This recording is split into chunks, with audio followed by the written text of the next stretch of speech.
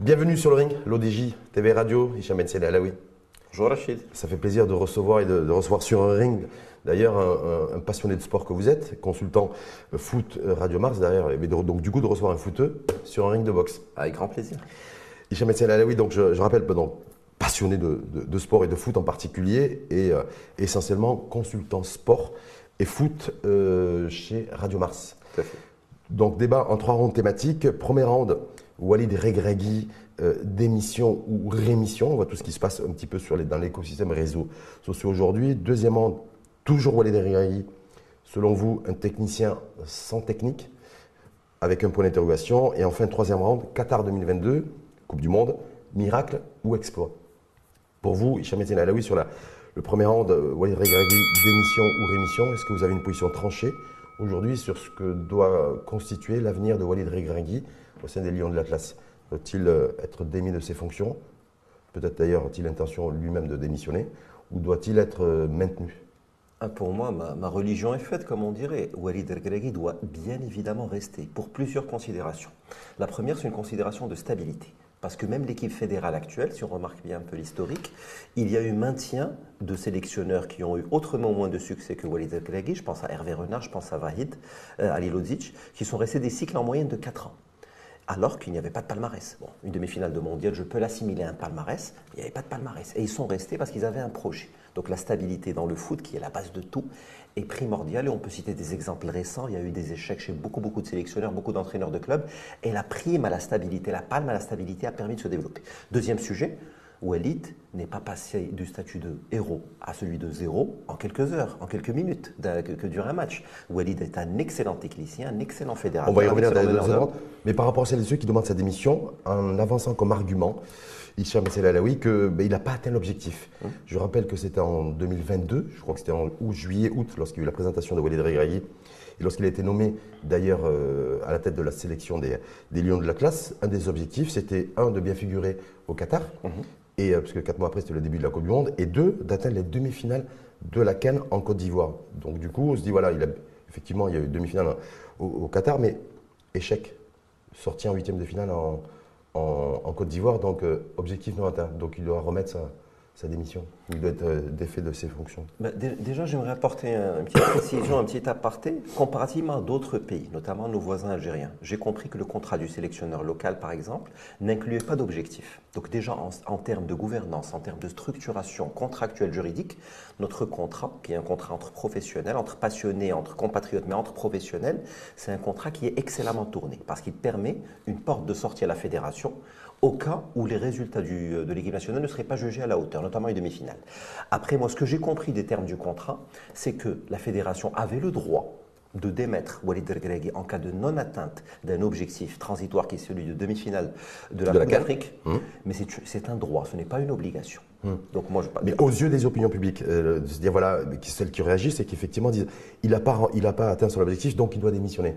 C'est comme ça que ça se passe un peu partout, chaque fois qu'il y a une relation contractuelle avec des objectifs fixés, et que donc du coup, il doit partir. Est-ce que vous considérez est-ce que vous donnez du crédit à cet argument?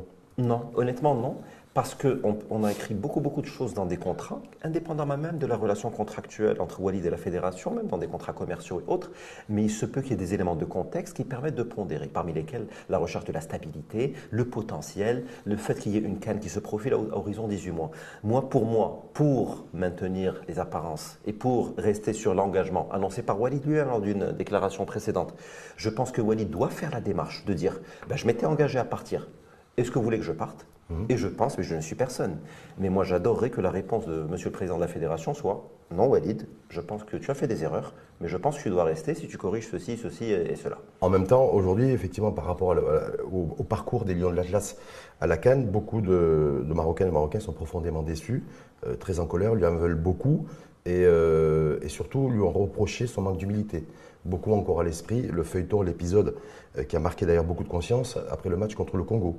Et son comportement et son attitude, d'ailleurs il avait été sanctionné par la Confédération africaine de foot qui est revenu ensuite sur sa décision. Mais voilà, c'est que globalement, le Walid Regragui adulé au Qatar un an auparavant, en décembre 2022, cette fois-ci, il est beaucoup plus contesté.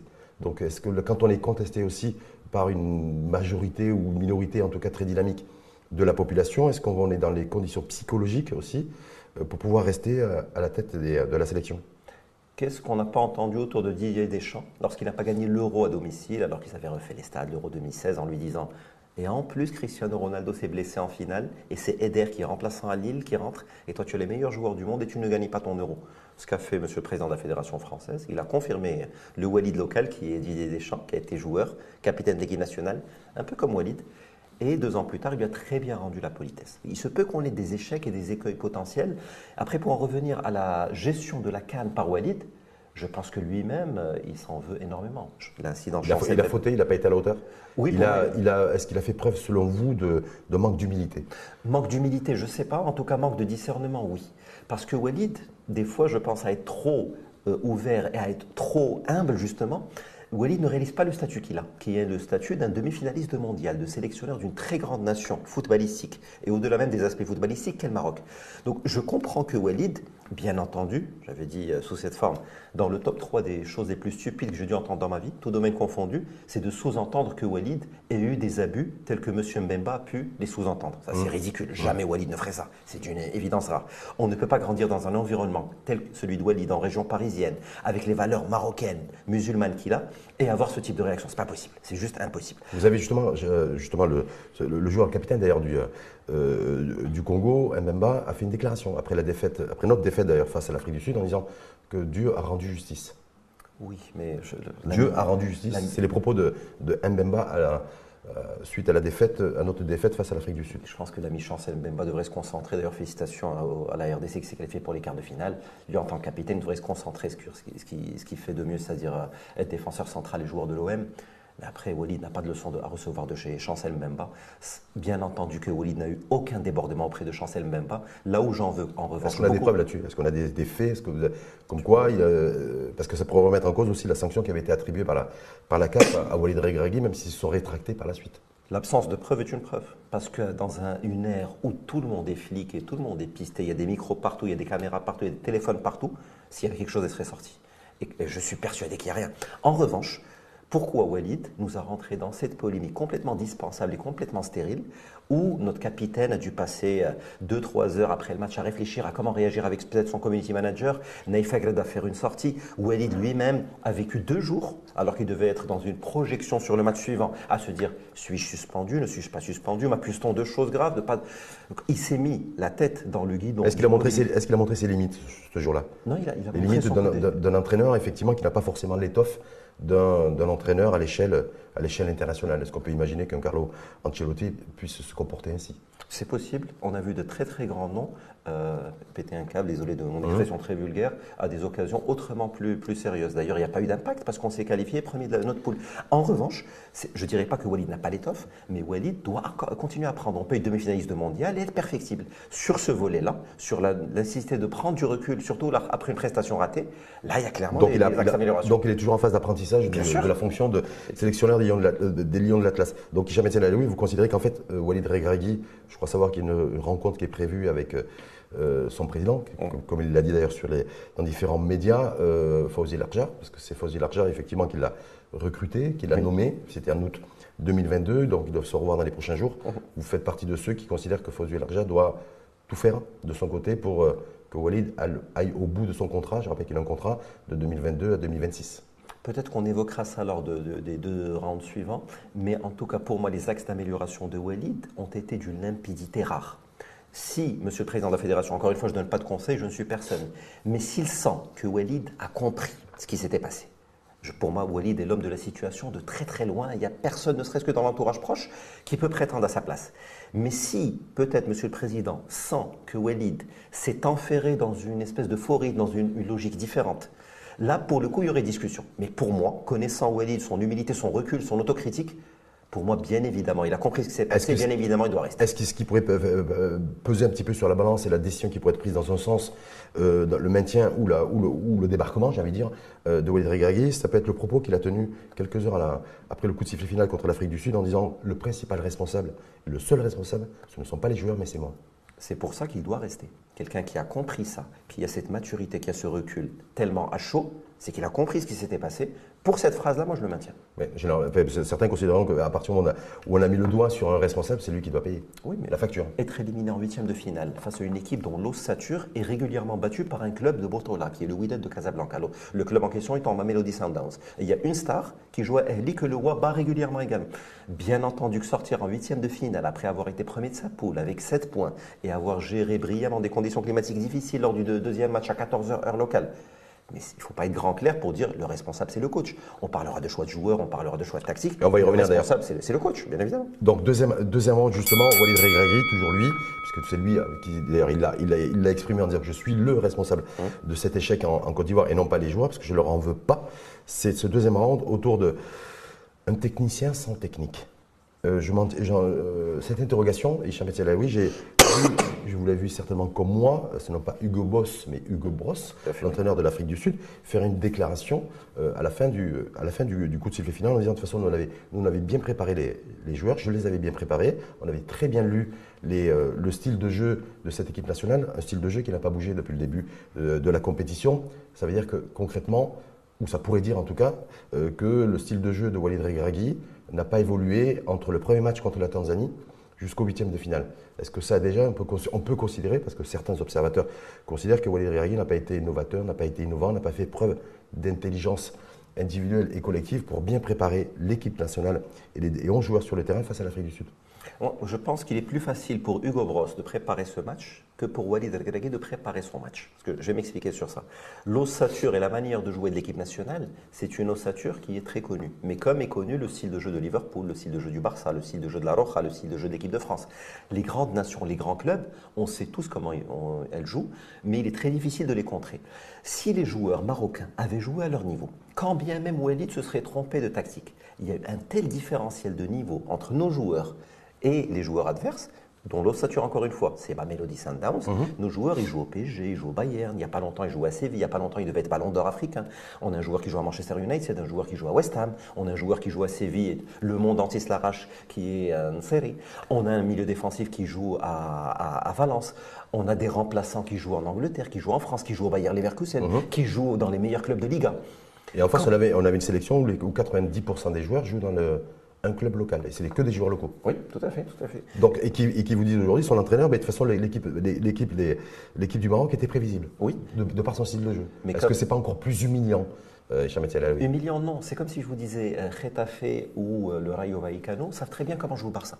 Ils vont rentrer, ils vont en prendre 5. C'est ce qui aurait dû se passer. Moi, j'en veux à Walid sur peut-être un excès, peut-être un peu d'émotion et de ne pas avoir été suffisamment killer avec certains joueurs qui ont beaucoup apporté à l'équipe nationale, mais qui n'étaient pas en forme. C'est-à-dire, vous le pointez du doigt, vous le critiquez sur le choix de certains joueurs? Le choix de certains joueurs. On a vu un petit peu les réactions des Marocains et des Marocaines sur le fait d'avoir fait jouer Mazraoui, qui était blessé depuis 2 mois, donc pas de compétition, pas de rythme. Est-ce que c'est principalement Mazraoui? Est-ce que c'est Romain Saiss aussi qui a été mis au repos contre la Zambie, mais qui a montré aussi ses limites, qui avait montré ses limites contre le Congo en deuxième mi-temps et qui a aussi montré ses limites contre l'Afrique du Sud? Est-ce que c'est ces choix-là que vous dites, voilà, il a fait des mauvais choix en titularisant des joueurs? Oui, en fait, il y a ça, mais il y a une réflexion en amont. Avant de revenir au cas d'Anser Mazraoui, au Qatar, nos joueurs, ils jouaient en Espagne, en Angleterre, en France, et ils étaient au top de leurs conditions. Sauf que dans le foot, comme dans la vie, poncif, éculé, tout va très très vite. Quelques mois plus tard, notre gardien ne joue plus à Séville. Notre gardien joue en Arabie Saoudite. Notre arrière-gauche, il jouait au Bayern, qui jouait par arrière-gauche au Bayern, il joue arrière-droit, et il se blesse souvent. La ligne du milieu, Nordin Amrabat, est parti, Soufiane Amrabat, pardon, est parti jouer en Angleterre où il ne joue pas, et quand il joue au poste d'arrière-gauche, qui n'est pas son poste. Slimane Mleh s'est blessé et il est parti de Belgique à Valence où il ne joue pas beaucoup. Il joue des bribes de match. Soufiane Boufal est parti dans un championnat de bien moindre envergure que le championnat où il était. Romain Saïs jouait à Wolverhampton quelques mois avant la Coupe du Monde, puis il est parti en Turquie, à un niveau de compétition relativement élevé. Là, il joue dans des clubs de moindre envergure, pays du Golfe. Et on peut citer ces exemples à l'infini. Ziyech, qui était été champion d'Europe avec Chelsea, il est passé en Turquie et il ne joue pas tant que ça. Il est un peu diminué. Donc déjà, il y a une digestion de l'après-mondial où il y a eu... Il n'y avait pas d'autre choix pour, justement, vous dites par rapport à... Vous passez un par un ces joueurs qui, en faisant ce parallèle entre leur état de forme en 2022 pour la Coupe du Monde au Qatar et en 2020, et en 2023-2024, en tout cas pour la CAN, est-ce que du coup, le fait d'avoir intitulé cette thématique un technicien sans technique, un technicien et un sélectionneur doit être en capacité d'être clairvoyant là-dessus? Pourquoi il les a titularisés? Et s'il l'a fait, est-ce que ce n'est pas une faute professionnelle? Alors moi, je situerai la réflexion sur 3 niveaux. D'abord, lorsqu'on prend la liste élargie de 27, honnêtement, à part 1 ou 2 observateurs, personne ne vous dira il y a eu un scandale. Peut-être même les 1 ou 2 vous ne parleront pas de scandale, mais vous parleront peut-être 1 ou 2 noms. Sur le groupe de 27? Oui, il n'y a pas Par d'aberration. contre, là où il y a critique, c'est sur les 11 qui ont été choisis sur le terrain. Moi, je qui dirais titularisés. la critique, elle est plus sur le renouvellement de génération. Ce qui nous a manqué au Qatar, d'ailleurs, c'est la profondeur de banc. Une fois qu'on n'avait pas le 11 titulaire, ça ne se passait pas très bien pour nous. Ça s'est beaucoup vu contre la France. Là, on est dans une configuration très similaire. Boufal absent, Hakim Ziyech absent, quelques joueurs diminués relativement, et ça a donné ce que ça a donné. Donc moi, pour moi, Et aucune alternative pour Walid Regragui, en se disant, voilà, je sais que je ne vais pas pouvoir avoir Ziyech, je sais que je ne vais pas pouvoir avoir Boufal, je sais que j'ai quelques joueurs aussi diminués physiquement. Ça veut dire qu'il n'y avait pas de plan B pour Walid Regragui. S'il y avait un plan B, parce que la liste de C'est encore 27, plus grave alors, s'il y avait un plan B. La liste de 27, pour moi, elle était optimale. Et d'ailleurs, le fait d'avoir inclus une demi-douzaine de joueurs de moins de 23 ans, récemment champions d'Afrique, U23 qui préparent les Jeux Olympiques avec un autre sélectionneur, avec M. Schreil, qu'on salue par la présente, un gars comme Adli, qui joue au Bayer Leverkusen avec Xabi Alonso, qui est une star en Bundesliga, qu'on ne me dise pas que c'est un remplaçant au rabais de Hakim Ziyech. Un gars comme Zelzouli, que le Barça avait repris après un prêt très réussi à Osasuna et qui joue dans un top club européen espagnol où il est titulaire, qu'on ne me dise pas que c'est un remplaçant au rabais de Soufiane Boufal. Moi, pour Mais moi, est-ce qu'ils vous ont convaincu sur les terrains lorsqu'ils ont été titularisés par Walid Regragui, justement contre ce match couperé contre l'Afrique du Sud? moi, je pense qu'il Que y a ce eu- soit Adli ou que ce soit effectivement Zenzouli? Non, alors je réponds frontalement non, Ouais. mais je pense qu'il y a eu un gap et une insuffisance de préparation entre le 11 titulaire sur tous les matchs amicaux qu'on a fait et les matchs officiels mais qui n'avaient pas beaucoup d'enjeux, Cap-Vert, Afrique du Sud, Côte d'Ivoire, etc.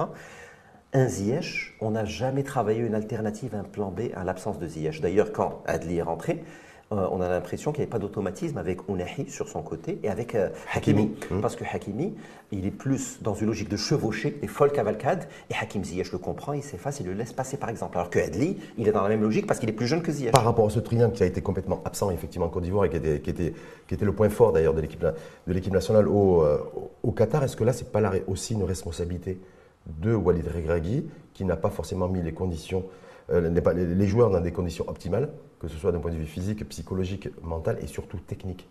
Puisque effectivement, on s'est retrouvé sans triangle, sans couloir où on pouvait être extrêmement dangereux. Est-ce que là, du coup, c'est la responsabilité du sélectionneur et que ceux qui appellent une fois de plus à sa démission, ils sont aussi peut-être dans le vrai? Non, pour moi, Walid s'est trompé sur 60 minutes d'un match. Parce qu'on ne va pas enterrer le bébé avec l'eau du bain. Même cette CAN, avec tout ce qu'on a pu raconter, on a fait 7 points sur 9 possibles. On a encaissé un petit but et on est passé premier de poule et on a même qualifié la Côte d'Ivoire qui peut l'emporter grâce à nos services. Dans une poule qui était la plus faible de la compétition, on est bien d'accord, hein? Mais on a eu le mérite de l'emporter parce que d'autres adversaires ont rencontré le Mozambique ou la Namibie, par exemple, des sélections arabes, elles n'ont pas su passer le cut. De même que le Ghana a été éliminé au premier tour alors que les 4 meilleurs troisièmes sur 6 poules passaient tout de même. Donc on a eu le mérite de passer. Et ça, on le doit à Walid, on le doit à Ghalib Hamzain, on le doit à Rachid Ben Mhoud, on le doit au staff. Le sujet qui a été loupé pour moi, c'est qu'il y a un super arrière-gauche championnat qui connaît parfaitement Mamelodi Sundowns pour les avoir joués peut-être 10 fois sur les 5 dernières saisons, qui est Yahya Atiyatullah, que Walid titularise lors du 3e match et il donne satisfaction. Le fait que Yahya Atiyatullah ne commence pas ce match, pour moi, c'est le péché originel. Ça conditionne beaucoup de choses. Est-ce que ça aurait pu changer effectivement le cours du match? Si on refait le monde. Selon vous? Pour moi, oui. On dira parce qu'il a un tropisme Mouidadi. Moi, je dirais juste qu'il connaît très bien l'adversaire. Il est en meilleure condition physique que Nosser Mzraoui. Et Nosser Mzraoui, sur ce match, c'est un penalty provoqué mais qui n'a pas été sifflé. C'est un mauvais alignement sur le but. C'est pas de contribution offensive. Et c'est un retour défensif qui était un peu trop brinque-ballant. C'était trop léger à ce niveau de compétition. Est-ce que c'est beaucoup plus pénalisant, et ça a été beaucoup plus pénalisant pour l'équipe, que Achraf Hakimi, pour qui bien sûr on a beaucoup de respect, mais qui manque un penalty, qui pouvait être déterminant et qui pouvait nous remettre dans le match? Parce que je veux bien, parce qu'il y a beaucoup de critiques sur Mazraoui, le fait qu'effectivement il a provoqué un penalty qui n'a pas été sifflé par l'arbitre, une erreur aussi de placement en défense qui nous coûte le premier but d'ailleurs contre l'Afrique du Sud, mais d'un autre côté aussi on a un joueur qui a loupé un penalty un instant stratégique. Oui, il n'y a pas plus stratégique qu'une finale de Coupe du Monde. Roberto Baggio a loupé, Socrates, Zico, Zidane, Pelé, Messi, ils ont tous loupé. Cristiano, ils ont tous loupé. Non, mais si on met en équation par rapport à Mazraoui. Alors, Achraf Hakimi est un arrière-droit qui a fait une CAN exceptionnelle. Un engagement physique ahurissant. Même le second match contre la RDC, pour quelqu'un qui ne connaît pas très bien ses températures, qui n'a pas l'habitude de beaucoup jouer sous ces conditions, la CAN d'Achraf Hakimi a été exemplaire. Qu'Achraf Hakimi prenne le ballon, veuille prendre ses responsabilités, veuille rester sur le souvenir du tir au but marqué contre l'Espagne. Ça, je salue Achraf Hakimi. Jamais je jetterai la pierre à quelqu'un qui veut tirer un pénalty, qui prend cette responsabilité. D'ailleurs, ça ne pas manqué de sérénité sur le pénalty. On a vu Achraf Hakimi beaucoup plus à l'aise sur des pénaltys que celui qu'il a tiré contre l'Afrique du Sud. Oui. Certains considèrent qu'effectivement le manque de sérénité de Walid Regragui, y compris notamment d'ailleurs juste la conférence de presse à la veille du match, c'est aussi le fait qu'il a eu un effet de contagiosité et que les joueurs sur le terrain étaient aussi fébriles parce que le coach lui-même était fébrile et que ça s'est traduit par ce penalty tiré avec un manque de sérénité. En tout cas, on le voit dans la force de frappe de Hakimi et la violence du ballon contre la barre transversale. Lui, généralement, qui tire assez, qui place souvent ses ballons avec beaucoup de facilité. Non, ça je pense. Rachid, on parle d'un joueur professionnel qui a connu la Bundesliga, qui a connu la Liga, qui a connu la Ligue 1, qui a connu la Serie A, qui a connu de l'extra-sportif, judiciaire, et qui a sorti la meilleure saison de sa vie. Alors qu'il y avait de l'extra-sportif plutôt sérieux à côté. On parle de ce type de joueurs. C'est des personnalités que toi, moi, ne comprendrons pas beaucoup, parce que c'est des gens qui sont d'une force mentale exceptionnelle. Qui dépasse celle du commun des mortels. Donc, ne me disent pas parce que Walid était moins serein sur le banc, Achraf a loupé son penalty. En revanche, il y en a qui ont fait ce lien. Moi, le lien que je ferai, c'est Amin Harit, qui va faire un bisou sur la tête d'Achraf Hakimi au moment où on a besoin juste un petit temps de concentration et j'ai pas besoin que tu me rajoutes un peu de pression. Moi, je ferai référence au penalty loupé par Achraf Hakimi dans un match plus anecdotique contre la Tanzanie, tiré de la même manière. Moi, je dirais, on ne se réconcilie pas avec les filets sur le dos de l'équipe nationale. Parce que si tu as loupé, peut-être que ce serait bien de passer la main. En revanche, à la décharge d'Achraf Hakimi, je pense qu'elle ne se bousculait pas au portillon pour aller tirer.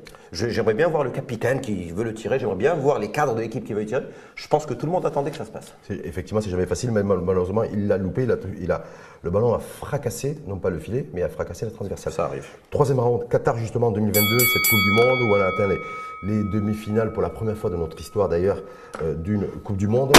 Certains se disent aujourd'hui, et considèrent une fois de plus à tort ou à raison, miracle ou exploit. Au vu de la prestation globale des Lions de l'Atlas en Côte d'Ivoire, c'est voilà, en fait, on a l'impression que ce n'est pas du tout la même équipe.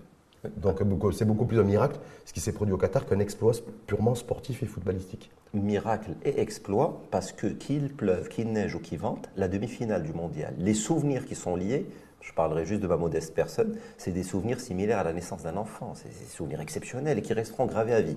Sauf si la maladie s'en charge par la suite d'avoir des souvenirs un peu brinque-ballant. Mais ce qui s'est passé au Qatar restera au Qatar. Respect et reconnaissance éternelle à Walid, à Fawzi El-Rja, à tous ceux qui ont contribué de très près ou de très loin à ce succès. En revanche, à la décharge de Walid, moi je dirais, dans toute l'histoire d'un pays sportif comme le Maroc, on est passé 3 fois dans des matchs à élimination directe. C'est ça l'histoire sportive du Maroc en CAN. Parce qu'avant, ça se passait en poule unique. C'est la victoire 76 par exemple pour le Maroc. Puis il y a eu 2 poules de 4 et les 2 premiers passés en demi-finale. Puis on est passé progressivement en quart de finale, puis en 8e de finale depuis 2 éditions. Sur l'ensemble de son vécu en CAN, le Maroc, à part la CAN 2004, égalisation de Schmach à la 97e minute. Ou cette fameuse finale contre la Tunisie, on perd 2-1. Mais tu enlèves le match contre l'Algérie, où on gagne 3-1 après prolongation. Tu enlèves le match contre le Mali dans la foulée, on fait 4-0. Match contre le Malawi, la dernière CAN. À chaque fois qu'on a eu à jouer un match à élimination directe, le Maroc l'a perdu. Peut-être qu'il y a un sujet mental à creuser, peut-être qu'il y a une peur de la victoire, peut-être tout simplement que le Maroc est... Est-ce que du coup, certains considèrent qu'effectivement, par rapport à le comportement de l'équipe au Qatar et en parler en mettant en équation celui en Côte d'Ivoire, c'est peut-être qu'effectivement qu'au Qatar, on avait peur des adversaires, on avait peur de la Croatie quand on est rentré sur le terrain, on avait peut-être un peu moins peur contre le Canada, mais on avait très peur contre la Belgique, comme on a eu très peur contre l'Espagne en 8e de finale, puis très peur contre le Portugal en quart de finale, et que cette peur-là, en fait, qui se traduit un respect à l'égard de l'adversaire qui nous a fait défaut en Côte d'Ivoire. Est-ce que c'est pas ça aussi? Je ne pense pas, parce que je pense que la préparation mentale, psychologique des joueurs était optimale.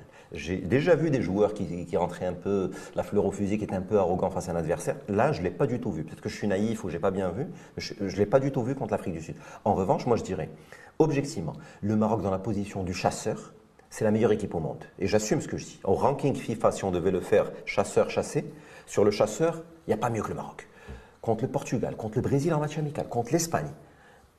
Luis Enrique a eu des complexes, le sélectionneur portugais a eu des complexes, le sélectionneur croate a eu des sueurs froides, Didier Deschamps a eu des sueurs froides. Est-ce que c'est pas ça qui nous a coûté cher et qui nous a, et quelque part, nous a fait enfler un petit peu la tête ce propos de Luis Enrique à l'égard de Ounahi? C'est qui ce numéro 8? Oui. Je n'en ai jamais vu un de ma vie. Ounahi qui depuis est sur le banc à l'Olympique de Marseille et qui a fait une prestation que certains considèrent relativement médiocre en Côte d'Ivoire.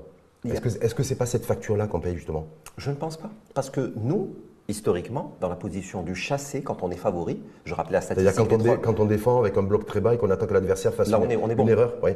Quand il s'agit de faire le jeu, quand on est attendu, on est une nation sportive très quelconque. Et j'assume ce que je dis, on demeure une nation pour moi dans le top 30 mondial. C'est-à-dire cette sélection nationale coachée par Walid Regragui n'est pas en capacité de faire le jeu, de prendre le jeu à son compte et d'être efficace. Pas encore. Les vagues successives où j'asphyxie l'adversaire, c'est vrai que le climat n'a pas aidé. Mais même dans d'autres contextes, on a joué le Cap-Vert à Rabat, on a joué l'Afrique du Sud, on a joué la Côte d'Ivoire, on a joué le Burkina à Lens. Dans un contexte particulier, c'était le post-séisme. Allah yarham jami'. C'était les limites qu'on a pu voir d'une équipe qui doit faire le jeu, elle n'arrivait pas à le faire. Est-ce que ça veut dire que là aussi, ça montre les limites de Walid Regragui? Vous avez fait tout à l'heure l'inventaire exhaustif, j'ai envie de dire, de ces différents joueurs qui jouent dans des grands clubs européens. Donc on a tous cette matière première à transformer. Et comment est-ce qu'un coach expérimenté, lui, on le juge aussi sur sa capacité à transformer un certain nombre d'individualités dans un collectif extrêmement fort? Et que du coup, ce qui prend le jeu à son compte, ce qui était attendu à la CAN en Côte d'Ivoire, n'a pas été une réalité parce que Walid Regragui n'a pas été capable de le faire. Alors Walid, c'est un super coach, mais ce n'est pas un magicien. Il a travaillé la phase défensive. Et là, sur la phase défensive, on est très très bon. Là, je pense que Walid Regragui doit beaucoup travailler la phase offensive, qu'on ait des matchs références, par exemple, dans lesquels on fait le jeu, on prend un but contre le cours du jeu, on sait revenir. Tu sais que depuis que Walid est là, dès qu'on prend un but, on ne revient jamais dans les matchs. Il y a aussi une faculté mentale qu'on doit travailler. Je reviens sur l'exemple d'Ounahi. Peut-être que, et ça je l'avais évoqué en amont, la digestion de l'après-mondial, c'est Kounahi, qui a un parcours tortueux, on ne va pas l'oublier. Il était à l'école du Raja, puis finalement ça n'a pas beaucoup marché, il est parti à l'académie. Il est parti à Avranches, à Strasbourg, ça n'a pas beaucoup marché, il est parti à Avranches. Il était quasiment perdu pour le foot à haut niveau. Il est parti à la réserve d'Angers, au gré d'un match où Bouffel devait faire un match. Évidemment, il a tapé dans l'œil des recruteurs.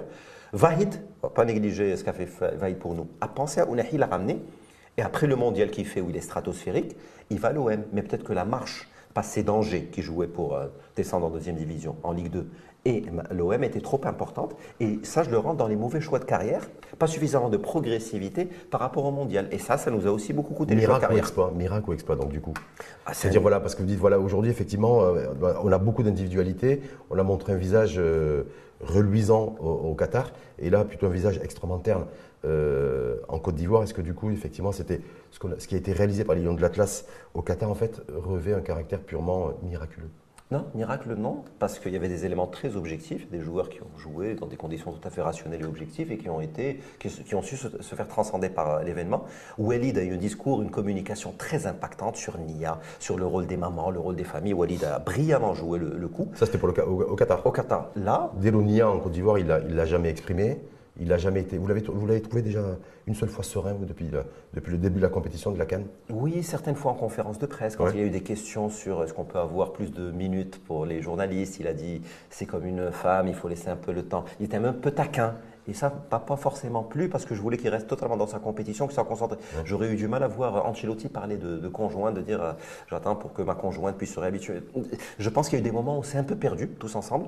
En revanche, je pense qu'il y a un complexe, il y a vraiment un complexe psychanalytique marocain, je pense sportivement parlant, en CAN, parce qu'un pays comme le Maroc, une compétition qui joue tous les 2 ans, parfois chaque année, parce qu'il y a eu des changements d'année pair à impair, une compétition qui joue autant, qui se joue certes dans des contextes compliqués, mais qui s'est également jouée dans des contextes beaucoup plus proches des nôtres, le Maroc a une seule CAN sur un miracle pour le coup de Baba, qui tire un désespoir de cause et ça fait but. Sinon le Maroc serait à 0 CAN. Pour un pays dont l'âge médian est de 29 ans, on me dit que la dernière CAN date de 76. 76, il y a quasiment un demi-siècle. C'est-à-dire que peut-être à l'exception de 15% de la population, il n'y a pas de souvenir concret chez la grande majorité des Marocains d'une victoire marocaine en CAN. Ça, c'est pas Walid, c'est bien avant Walid. C'est un héritage. C'est un héritage et c'est un complexe. Et ça, il faut qu'on le transcende, il faut qu'on le dépasse. Et donc vous dites, vous, c'est pas un miracle. ce qui s'est passé au Qatar, c'est un exploit sportif. C'est un exploit. Est-ce qu'aujourd'hui, juste pour conclure, Hicham Essene-Alaoui, vous avez fait référence, tout à l'heure, on a un agenda, un horizon, une trajectoire, l'organisation de la CAN chez nous, dans un an, un peu plus d'un an, en 2025, et le Coupe du Monde aux États-Unis, Canada, Mexique en 2026. Est-ce que là, il y a un enjeu de renouvellement? Vous dites le coach, non? Ou est-ce que le coach, d'ailleurs, Walid Regragui, est-ce qu'il joue gros s'il est maintenu pour 2025, la CAN? Bien sûr. Oui, bien sûr. Ça sera quoi? Ça va être l'objectif, c'est de gagner la CAN? On joue à domicile ou on va répéter une fois de plus au moins une demi-finale? Non, je pense demi-finale parce qu'il est difficile de demander à quelqu'un de gagner une compétition. Ça peut jouer sur un tir au but, ça peut se jouer sur une décision litigieuse, ça peut se jouer sur 7 ballons sur le poteau qui ne veulent pas rentrer et on ne va pas démettre un coach pour ça. En revanche, moi je suis un grand adepte de la stabilité. Croatie, Portugal, France, toutes ces nations sont en train de très bien réussir sportivement parce que leurs coachs sont depuis entre 5 et 10 ans à la tête de leur sélection. Vouloir se préciter, les bateaux en guerre n'ont jamais mené. Est-ce que c'est une vérité vraie pour tout le monde, ça? Parce que je vois d'ailleurs, une fois de plus, ce n'est pas Hugo Boss, mais c'est Hugo Bross, le sélectionneur belge d'ailleurs de l'Afrique du Sud. Il a pris les rênes de l'Afrique du Sud, je crois, en 2021.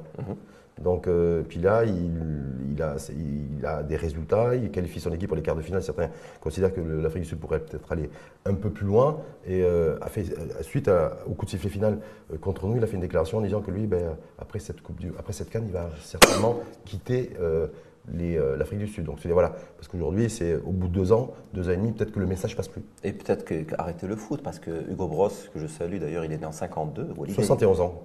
Walid est né en 75. Donc, quelqu'un qui a 72 ans, bientôt 73 ans, je pense qu'il ne va pas se projeter ad vitam aeternam au niveau du foot. Après, en disant que quand on est sélectionneur aujourd'hui, on est sur des cycles relativement courts. Voilà, de 1 an, 2 ans, généralement. Oui, mais ça, c'est la carrière d'Hugo Bross, qui a été champion avec le Cameroun en 2017, qui a été champion de D2 avec Molenbeek, il me semble, en 90. Walid avait 15 ans. Il a été meilleur coach de Belgique en 92. Alors, dans la logique de M. Bross, il faut du changement. Dans la logique de Walid, c'est un cycle long avec le FUS, c'est un cycle un peu moins long avec Dhil au Qatar pour des raisons différentes, c'est un cycle relativement court avec le WAC, mais parce qu'il a été appelé à de plus hautes fonctions.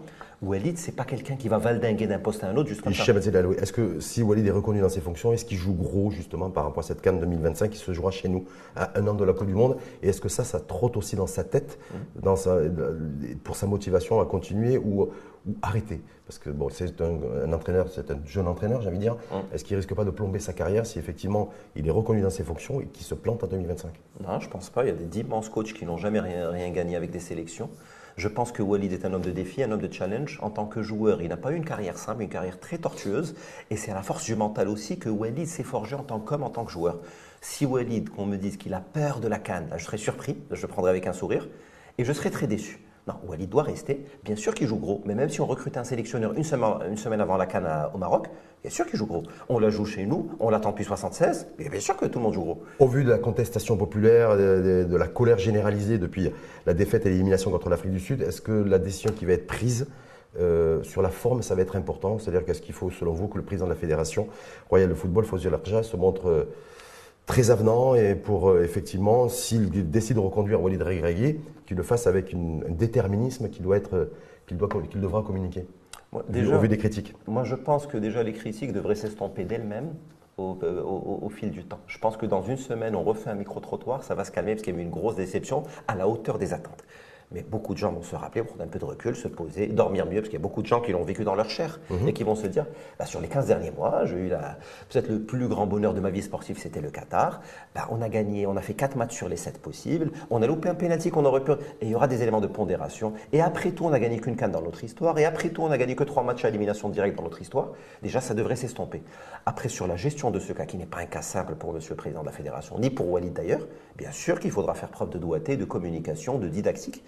D'aspect didactique. Et ne pas se contenter d'un simple communiqué. C'est ça que je veux dire. Je pense qu'il faut soigner la forme. Moi, j'adorais par exemple une conférence de presse où Walid anticipe d'ores et déjà les choix qu'il va faire, les choix forts.